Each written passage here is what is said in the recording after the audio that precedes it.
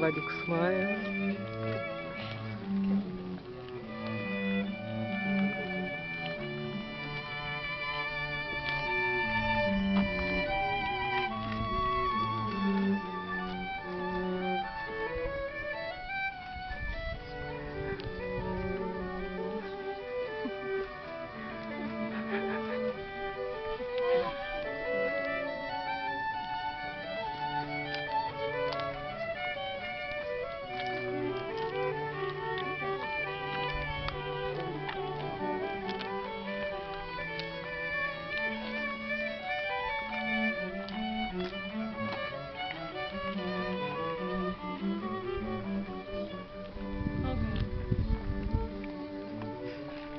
All right.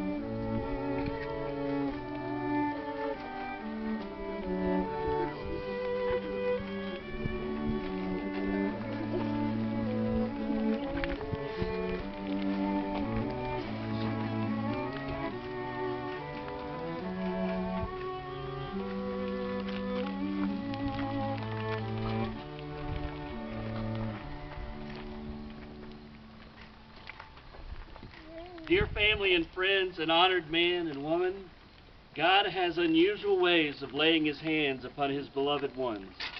He loved us in creation. He prepares a place for us in heaven that we can share eternity with him. He calls us home in his sovereignty and to himself in death. In his loving care, he gives us the joy of union with another of his children in the divine institution we call marriage. Marriage was created, is strengthened, upheld, and sustained by his grace and love. I charge you who witness this union today to see it as part of God's work as shepherd and guardian of his people. And I charge you who come to be joined, Arvin and Marina, to remember that the love of God is sufficient to sustain you through all the years ahead as you obey his principles as maturing Christians. Arvin, will you have Marina to be your wedded wife? Will you covenant to love her in the midst of the everydayness of life? Will you share with her the responsibility of building a Christian home? And will you seek to join diligently with her in following God's will for your life? I do. Will you, Marina, have Arvin to be your wedded husband? Will you covenant to love him in the midst of the everydayness of life? Will you share with him the responsibility of building a Christian home? And will you seek to join diligently with him in following God's will for your life? I do. Who gives this woman to be married to this man? Her mother and I. Very good.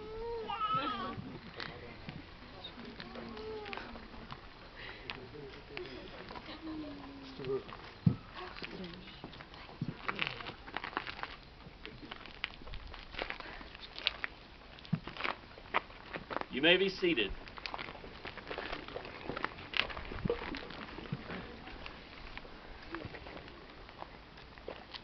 Before you receive one another, I want to bring a challenge for you to remind you from God's Word. Proverbs chapter 24, verses 3 and 4 states, "By wisdom a house is built, and by understanding it is established. And by knowledge the rooms are filled with all precious and pleasant riches." The Bible speaks often of house and home. Jesus spoke of salvation as entering your house today when he dealt with Zacchaeus. Paul spoke of the conversion of the household of the Philippian jailer when he said, "You and your household shall be saved." Joshua related his commandment to follow the Lord with his entire family when he stated, "As for me and my house, we will serve the Lord." The home becomes a picture for eternity when the promise is made in Revelation 21:3. Now the dwelling of God is with men, and he will live with them.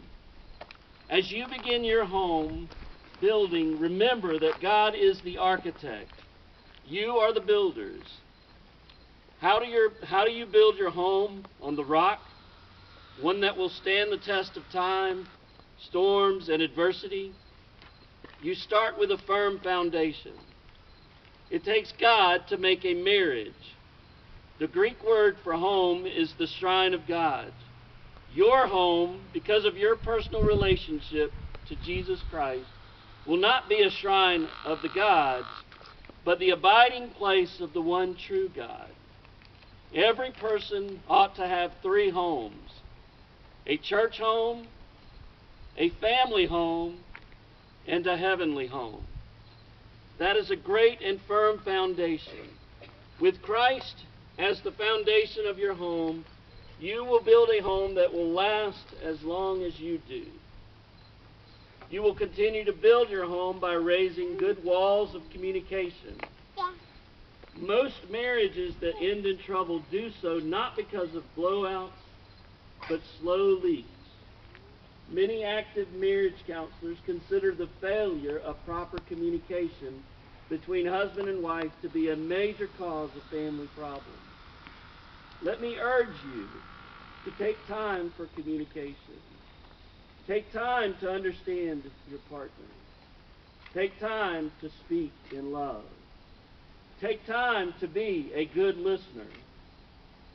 Take time to unconditionally accept your mate, even as you discover frailties and weaknesses. Rejection is one of the greatest fears a person can have. Communication means acceptance. Build strong walls of communication. You complete your house by adding the roof of commitment. A commitment so strong that separation is not even an option. Someone has said that wars are not won by evacuation. Neither are homes built in isolation. Whatever happens to shake your love, remember, you have a commitment. Love is a promise more than a feeling. It is an activity directed toward one another. It is a conscious act of the will. James reminded us that faith was something that showed up in activity. Love is a choice. It is an action more than a reaction. As you make your commitment with this kind of understanding, you remove cheap sentimentality and put reality, effort, and discipline into your developing life and love. Thus, with the firm foundation of God at the very heart of your home, the walls of communication, and the roof of commitment, which is wisdom, you will build a solid house, as Solomon has said in Proverbs. Believing that you desire this kind of home, are you